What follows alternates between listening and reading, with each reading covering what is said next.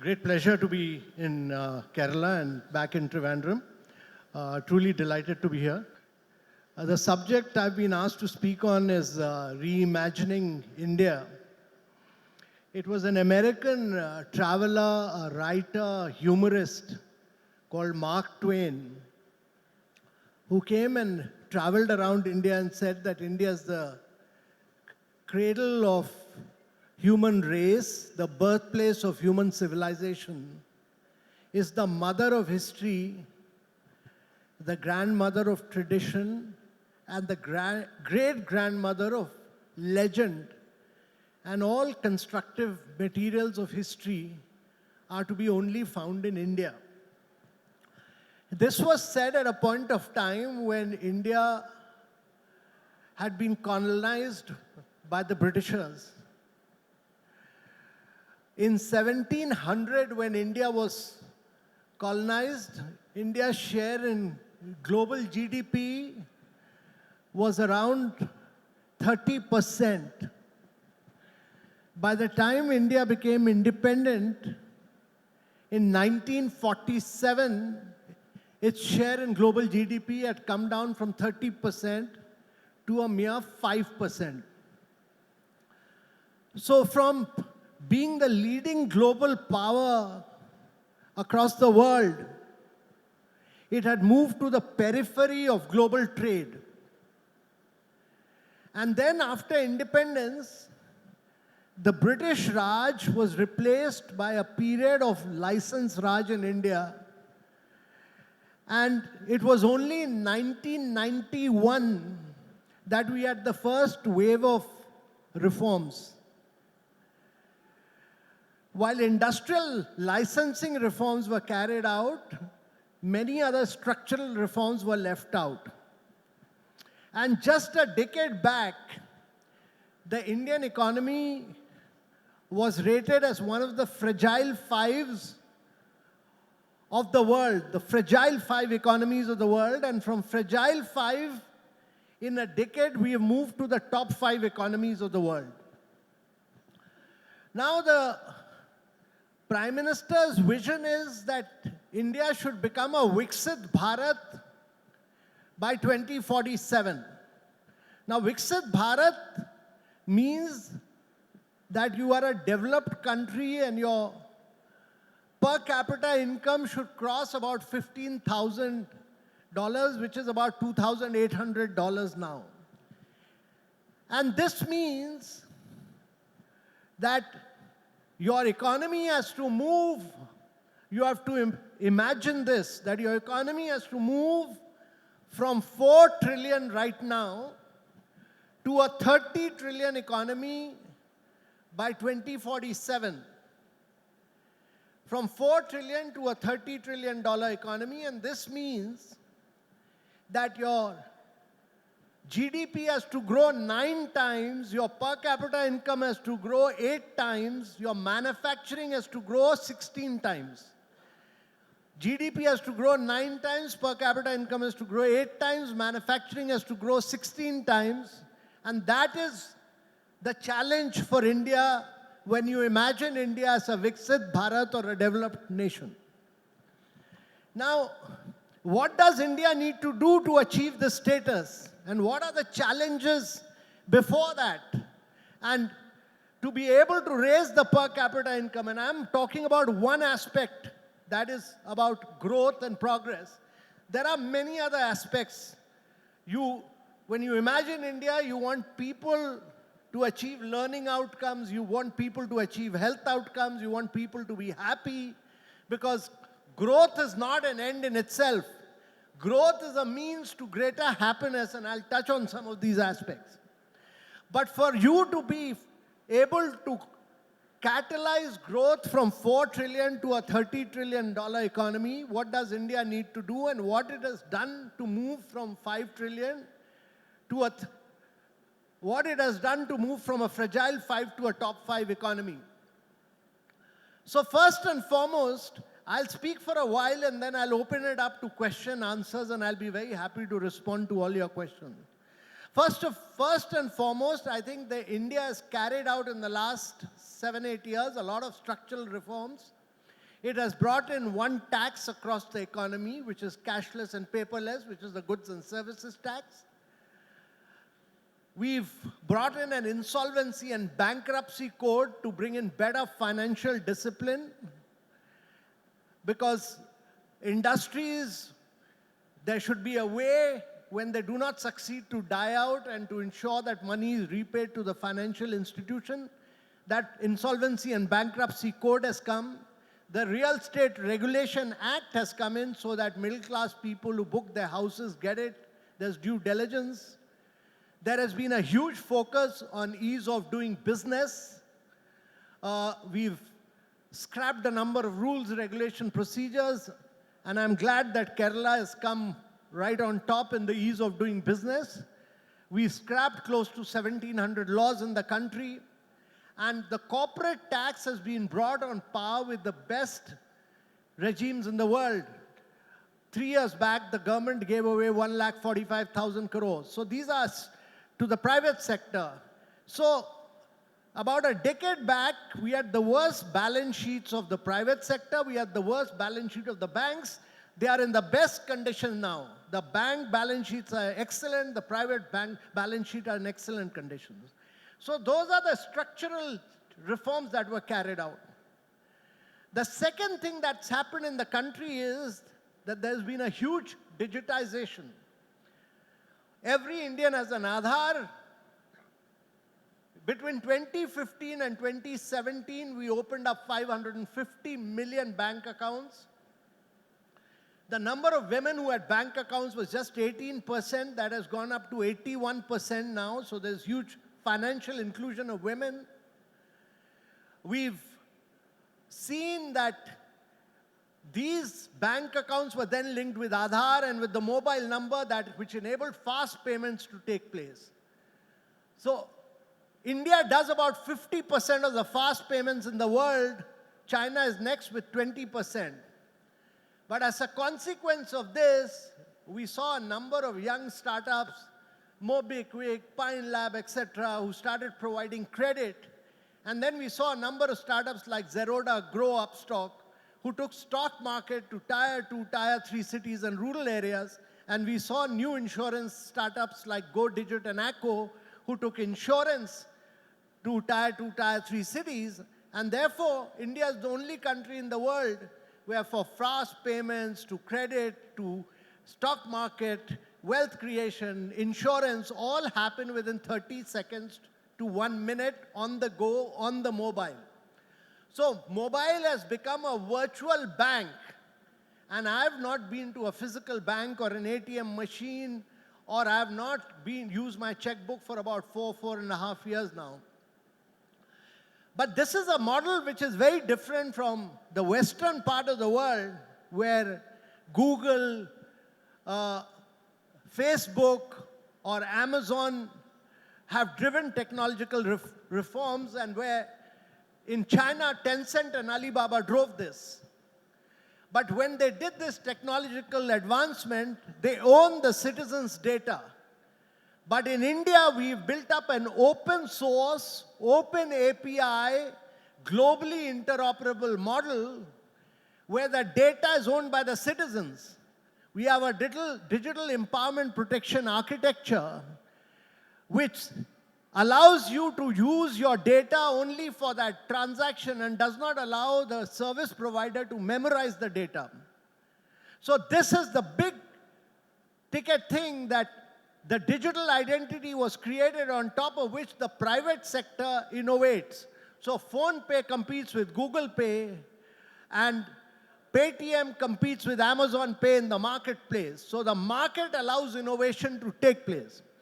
So the big thing that has happened in India is a huge technological advancement in digitization. And as the Bank of International Settlement says in its study, that India achieved in 7 years what it would have taken 50 years to achieve.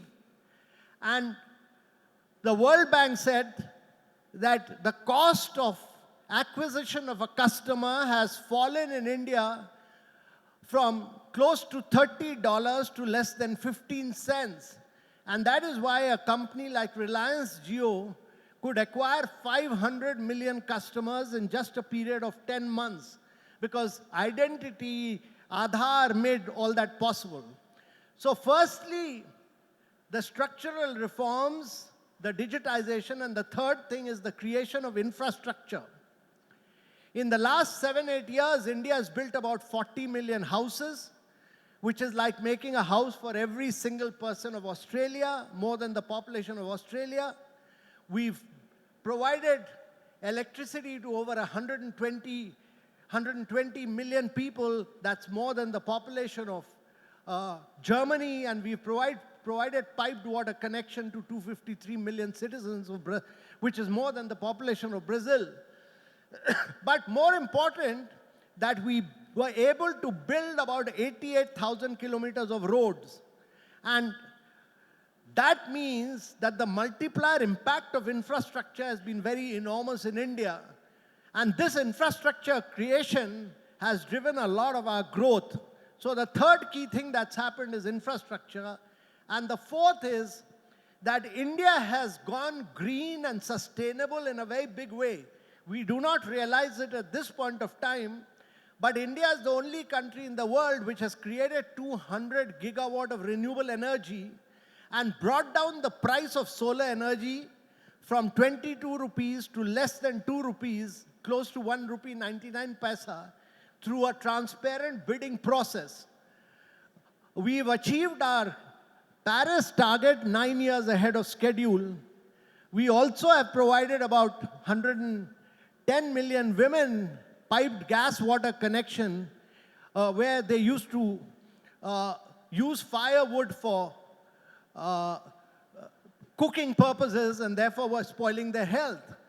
So a lot has been done for green energy, and India has demonstrated that using the size and scale of India, you can bring down the prices of clean energy. We bought about 460 million LED bulbs and brought down their prices to just 20% of their original price.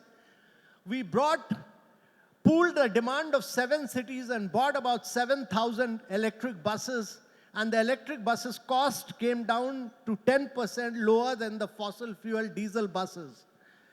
Now, many commentators, particularly Bill Gates, etc., say that when you move from fossil fuel to clean energy, you have to pay a premium, a 30% premium. But India has demonstrated that if you use the size and scale of India to push for demand, you can bring the prices down. You don't have to pay a premium, you can do it at a discount. And therefore, net zero has been net positive for India. So the fourth big thing is that we have pushed for green energy. Now, we've also done some cutting-edge technology work in terms of a new mission for artificial intelligence, a new mission for quantum computing. We are pushing for semiconductors in a very big way, chip manufacturing. And that is necessary because in the future, all wars and all technological development, from cars to planes to drones to mobiles, will all be driven by chips. And we've pushed for a green hydrogen mission. Now, these are all cutting technology works. But if our ambition, as I said, is to move from 4 trillion to 30 trillion, there are huge challenges. Huge challenges because, one, that this would require India to grow at rates of 8 to 9% per annum, year after year, for 3 decades. 3 decades, year after year. Now, very few countries have done this in the past. Japan did this post-World War II. It was done by Korea, and in recent times, China has done it. No other country has been able to do it. All other countries got caught in the middle income trap. So the challenge is whether we can imagine an India which will grow at 8 to 9% per annum year after year for 3 decades and become a $30 trillion economy, or will it get caught in the middle income trap? And for that, we should understand that there are huge global challenges. The first challenge is that when Japan, Korea, China were growing, there was a period of relative stability.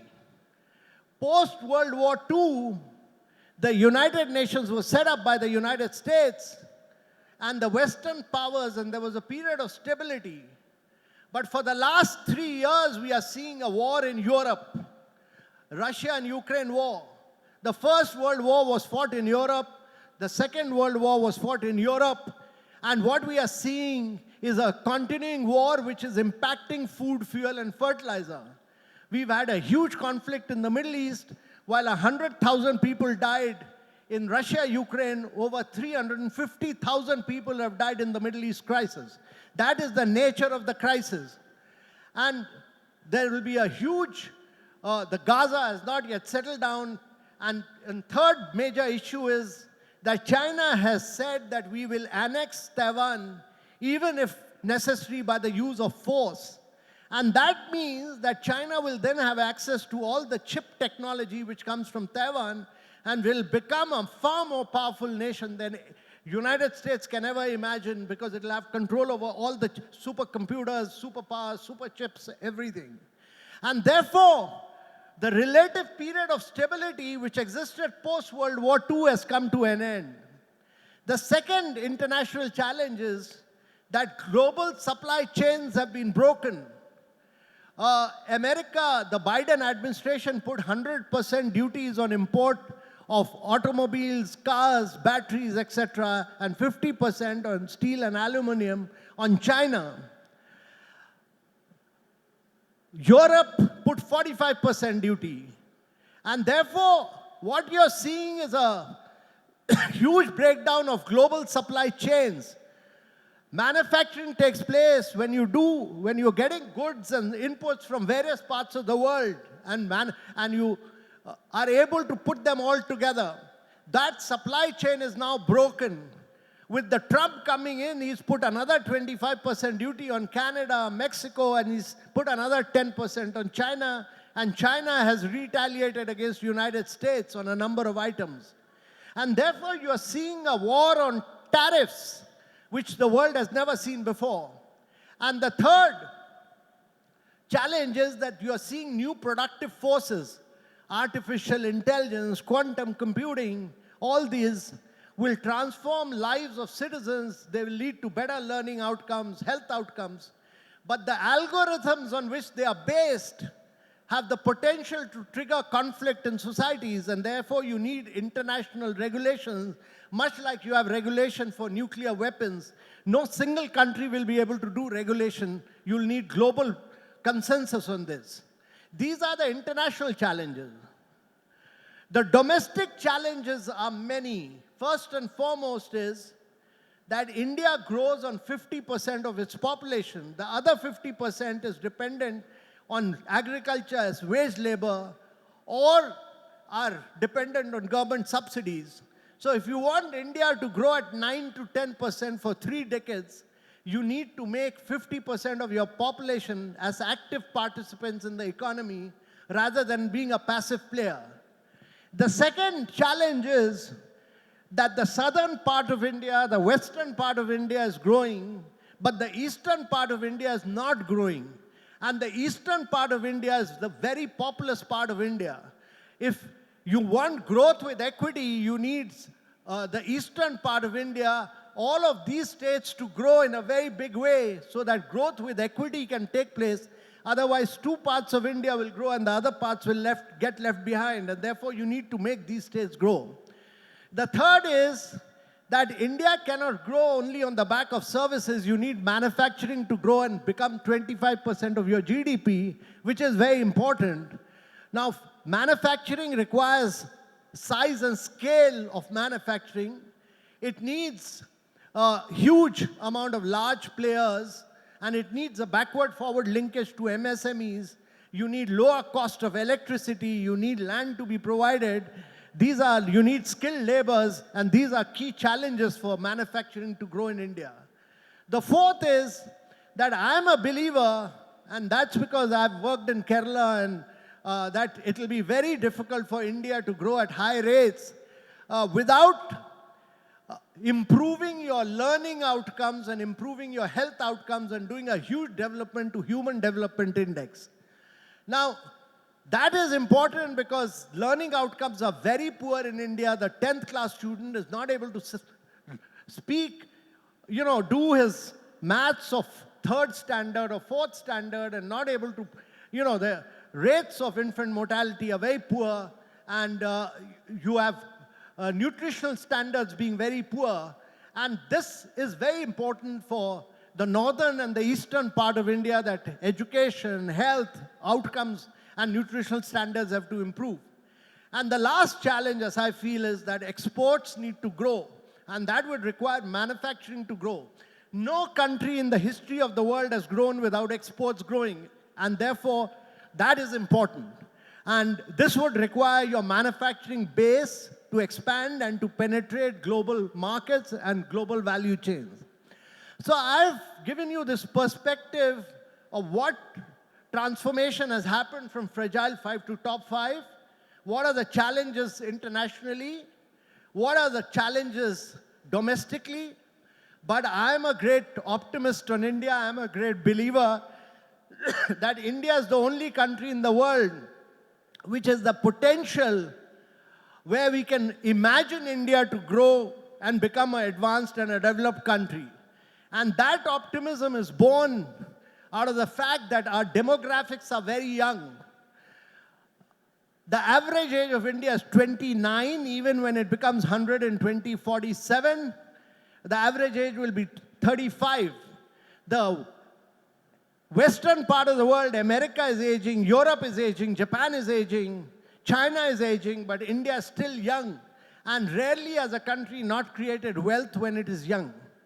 Secondly, India is the only large country in the world which is a $4 trillion economy, which is growing at about, last year we grew at 8.2%, this year we'll grow at 6.7%, but it still will remain the highest growing large economy in the world. The third is that we are the only country in the world which is making 8 airports and about 3 metros a year. No other country in the world is doing this. And we are the only country in the world which is doing about 30 kilometers of roads and about 12 kilometers of railway lines every day. No other country is doing it. We are the only country in the world which has cracked about 31x of its solar energy in the last 8 years. And we are the only country which does 50% of the real-time digital transactions in the world on the mobile. And what India has done on a population scale, large scale, is to transform lives of vast number of citizens. And as it advances technologically, it will transform the lives of many citizens of the global south. And therefore, my imagination of India is an optimistic one, and that is that by the time we become 147, we would have transformed the lives of every citizen by taking our GDP to beyond 15,000 US dollars, and by improving learning and health outcomes, and by improving the nutritional standards of our population, and by ensuring that every citizen of India lives a far more happier life. I have given you the challenges, both global and domestic, which we'll have to overcome, but this will require a huge amount of predictability and consistency of policy, and this will require a huge amount of political and administrative will, and this will require every state of India to grow. But if India is to achieve this, you need at least 12 states. India is growing on the back of 4 to 5 states.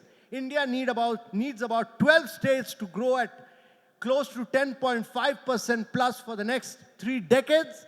India needs not 1,000 large companies, but India needs 10,000 large companies to grow and expand, and that is the key challenge for India.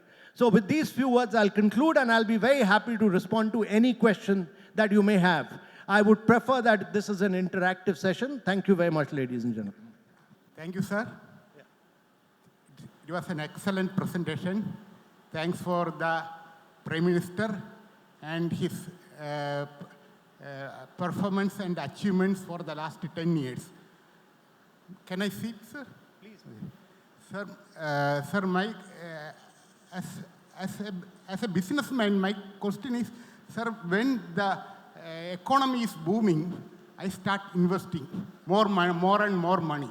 When the climate is changing, I withdraw money and stop investing.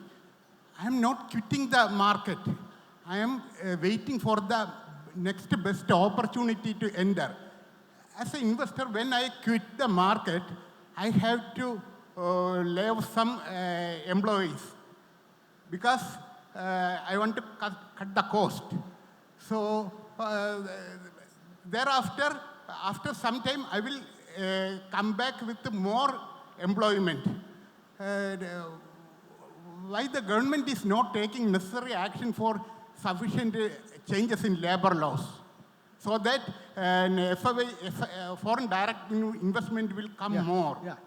So two things. One is I'd request, because a number of hands were raised, I would request that the questions should be, just introduce yourself and ask very sharp questions, very sharp. Don't get into a lecture mode. So one is that it's very important. The point being made is that India needs labor law reforms. That's very important. India is amongst the worst labor laws in the world. So these labor laws were designed when India was a very highly, we were going through a period of socialism. It's also important, while I believe that education, health, nutrition should all be driven by the government, businesses can only be done by the business houses. And therefore, labor laws have become a big hurdle in India's growth story. India's government parliament has already passed the labor laws. It required passing by the state governments.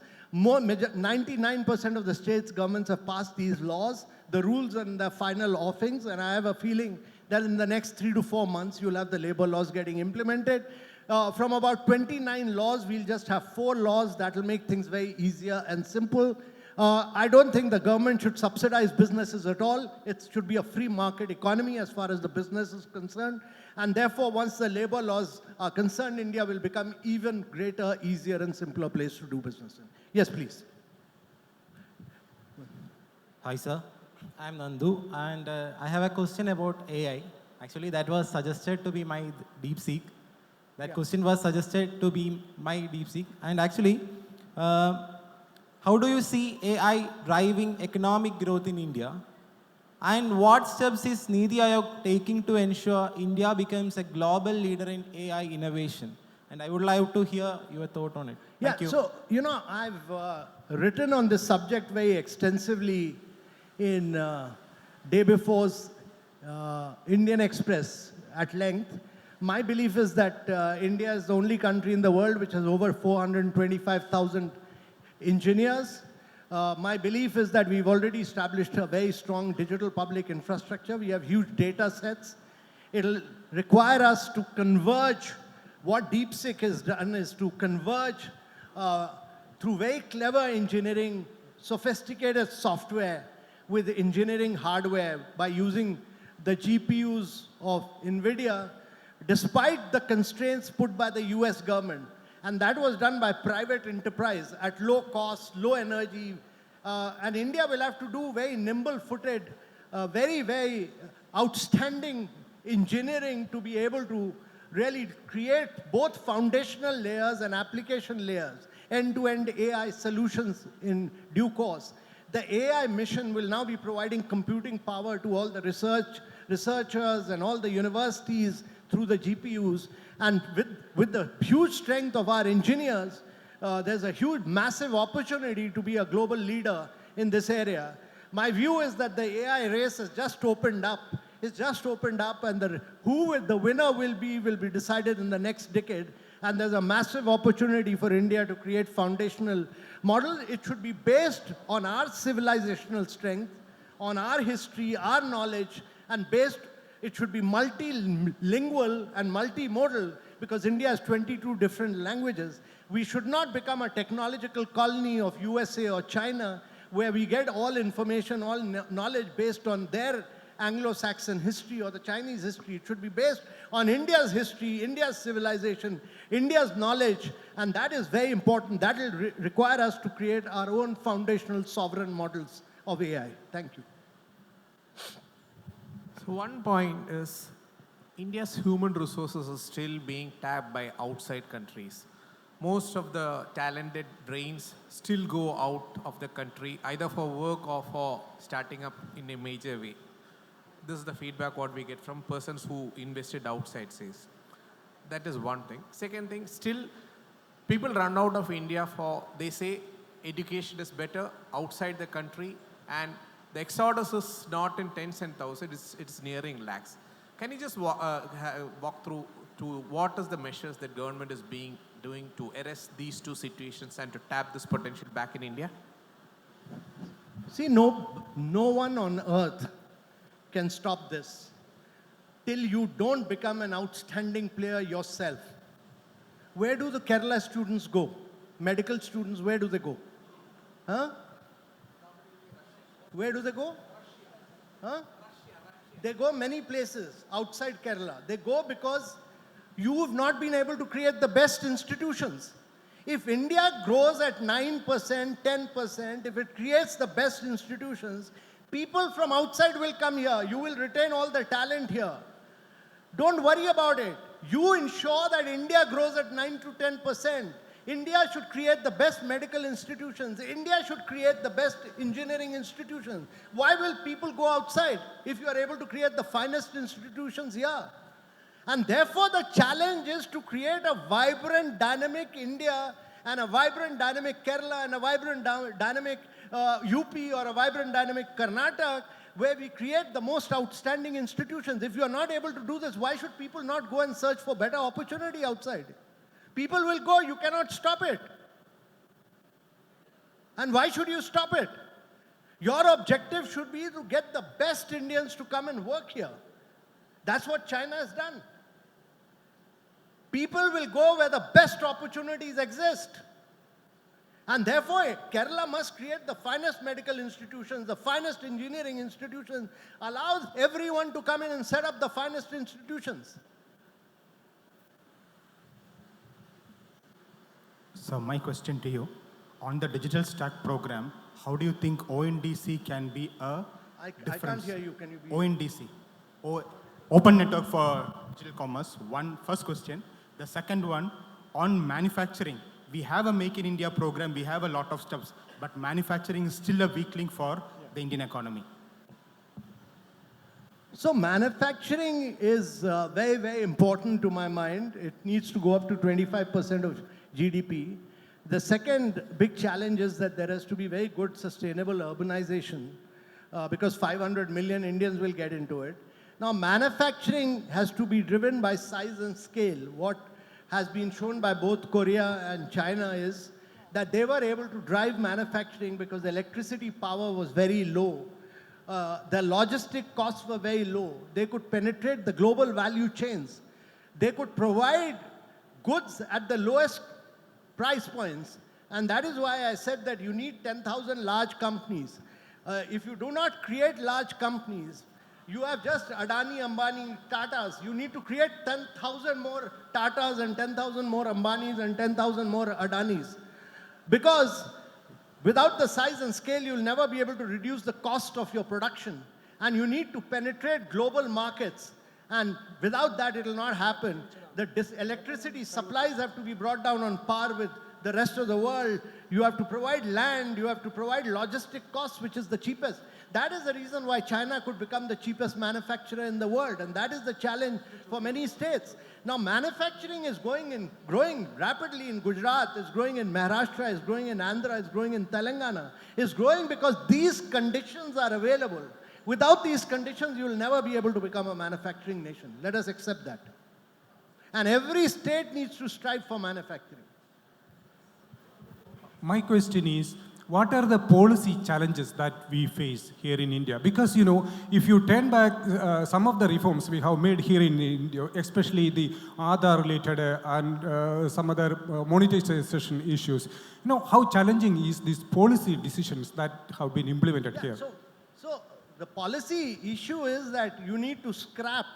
We still have a very socialistic mindset. Over the years, we've built up rules, regulation, procedures, acts, year after year, year after year, year after year.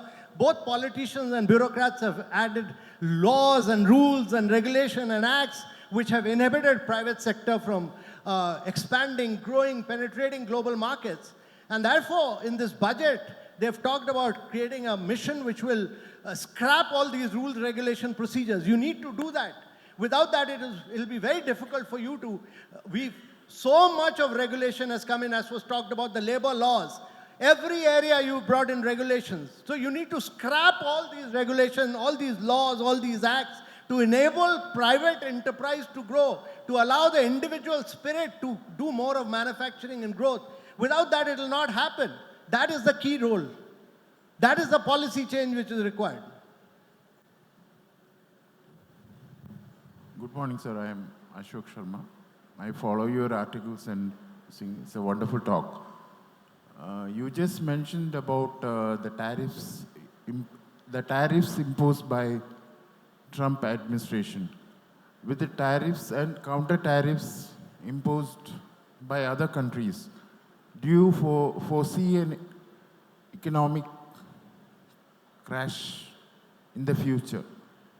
Because due to the tariffs imposed by Trump, other countries will impose tariffs and there will be a general economic slackness. Do you foresee that? Yeah, I got your point. So let us, Trump is using tariffs as a tax. Tariffs are not taxes. Taxes are import duties which are levied, but he's using tariffs to do a better negotiation with several countries. And he's a master of doing good negotiations, good transactions, and using tariffs as a mean to get a better deal. His end objective is make America great again. His objective is that he's saying that for the last 3 decades, America has lost its position of being a manufacturing nation and has outsourced all its manufacturing to China, which now needs to come back to the United States of America. Now, what he's saying is that I'll levy tariffs so that nobody goes to invest in China, so that all of you come back to the United States to manufacture. Now, his objective is that. Well, when you put levy tariffs, you do the other thing, that you're making goods more expensive for the American citizens. And whether it will have an implication in terms of the price points, we'll have to wait to see. If it has an implication for the citizens of the United States, it'll get reflected on the markets. And the markets is the best barometer for this. If Trump will react to anything, it'll be the markets to which he'll react. So we'll have to wait and see whether he's using tariffs as a matter of negotiation or he's using it to ensure that America becomes great again. And that is, we'll have to wait and see how the markets play out. Thank you. Good morning, sir. My name is Pankaj Karn. I work for an aviation MRO. As you have rightly said, that we are the biggest operator, airports operator in the world. We are making a lot of airports, and the airlines have ordered a lot of aircrafts. But what the government is making, policy-wise to production of the components, aviation components, to ease on that supply chain constraints. Yeah, so good question, actually, because India will be buying close to about 1,500 planes now. 1,500 planes from Airbus, Boeing. If you look at the orders placed by Air India, by Indigo, and by Akash Air, it's close to about an order of 1,500, which is the largest order any country has placed in the world. I personally do not think that France has the number of engineers to provide 1,500 planes. It will just not have the manpower. So like China did when it ordered just 200 planes, it forced Airbus to shift part of its manufacturing to China. India should use this opportunity to push Airbus not merely to do component manufacturing, but to do end-to-end manufacturing of planes in India, like we are seeing for many other things today, that this is an opportunity to, when you use the domestic size of your market, the size and scale of your market, like we did in LED bulb or like we did in electric buses, to bring down costs, we should use this opportunity to push for many of these manufacturers to relocate their manufacturing into India. But the orders that we have given are amongst the highest in the world, which have the opportunity to make Indian airlines and to make Indian airports they can become the drivers of travel and tourism in the world of the future. Today, about 20 million Indians are traveling abroad. In the next 10 years, you'll see close to 50 million Indians traveling abroad. And Indians will be the largest travelers across the world. And this is an opportunity for our airlines to grow, our airports to become world-class hubs. So I'll take one last question, whoever it is. Yeah. Hello, sir. Hello, sir. No, this very young boy is asking. In Trivandrum, no ladies ask a question. No, there's a lady there, please. Good morning, sir, and thank you for the very interesting discussion. My question is regarding skills development. So this is generally seen as the answer to, make use of our huge demographic dividend. But with AI permeating every aspect of life, even in manufacturing, agriculture, construction, it's going to be the case that you really won't need the same number of youth employed in, say, factories or construction. So where do we find the opportunities to employ our huge, the number of youth who come out of colleges and either ITIs or schools, etc.? And do you think just the pace of growth at, say, 9%, which you are saying we should grow at, will generate enough employment opportunities for them in spite of the advances in AI and automation? So, two very interesting points, and I must compliment you for a very good question. First, let me say that the advance of technology and of AI is inevitable. A massive number of jobs will be created by AI, but there'll be a different kind of jobs. Never has the advancement of technology not created jobs, but it has changed the nature of jobs. And therefore, India suffers from a huge shortage of AI engineers. It suffers a huge shortage of machine learners. It suffers a huge shortage of data scientists. It suffers a huge shortage of product developers. There's just no product developers available for startups in India. And therefore, the curriculum in our engineering institutions, in our ITIs, in our IIMs, in our triple IITs, all needs to be restructured and realigned for the world of tomorrow. But AI will be the biggest job creator, but it will create different kind of jobs. So that is important, number one. Number two, so don't worry about technology. Technology will advance. The same question that you asked was asked when computers came in. The same questions that you've asked were asked in advent of electricity. So, but they will create a different kind of jobs, and India needs to reskill itself and skill its young population. With the youngest population in the world, you need to realign your curriculums, which has not been done in many of our institutions.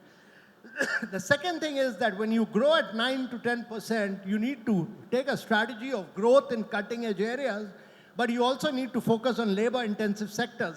So the new budget focuses heavily on textiles, on leather, on footwear, on agriculture, on many of these areas of growth. The intention is that you should be able to also generate a lot of more jobs in labor-intensive sectors. For instance, in agriculture, we do very little of value addition. We don't do dairy, we don't do horticulture, we don't do floriculture. All these are very labor-intensive areas of growth. And there's a massive market for textiles to penetrate. And with Bangladesh getting more and more into chaos, you have a huge market to capture. And, Bangladesh had been able to penetrate Europe and America with this textile. That's what Indians should do, bring in size and scale and become a very integral part of global supply chain. That is what India has to do. This young man, last question. What's your name? Good morning, sir. I am Abhijit, studying in 9th grade in Kendriya Vidyalaya, Pangod. So my question to you is, how does Niti Aayog plan to align sustainable development while keeping focus of increasing our technology and infrastructure? Thank you, sir. Thanks. So again, a very good question from a very young boy. We should give him a clap. Excellent question. It's also very important to say that when we grow, we need to do this in a sustainable manner, because while we've not consumed carbon space, we have consumed only 1.3% of the carbon space. 88% of the greenhouse gas emission has been, the developed world is responsible for it. But India has the opportunity to be the first country in the world to industrialize and urbanize through a process of decarbonization.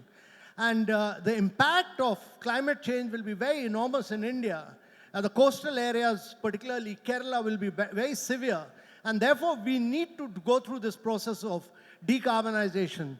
And therefore, we need to drive push for cutting-edge technologies, solar energy, electric vehicle, more sustainable urbanization, ensure that we have, we are able to recycle our waste. And Kerala in particular, because it's a highly literate society, must take the lead in being the most sustainable state, the greenest state in the world. That should be the ambition of Kerala, to be the #1 green state, the #1 sustainable state in the world, and drive growth with sustainability in the future. Thank you. Thank you very much. We would like to present our speaker with a small gesture of gratitude. I invite Ms. Geeta Gopinath, Deputy Vice President, Federal Bank Trivandrum Zonal Office, to kindly present the token of appreciation to our speaker.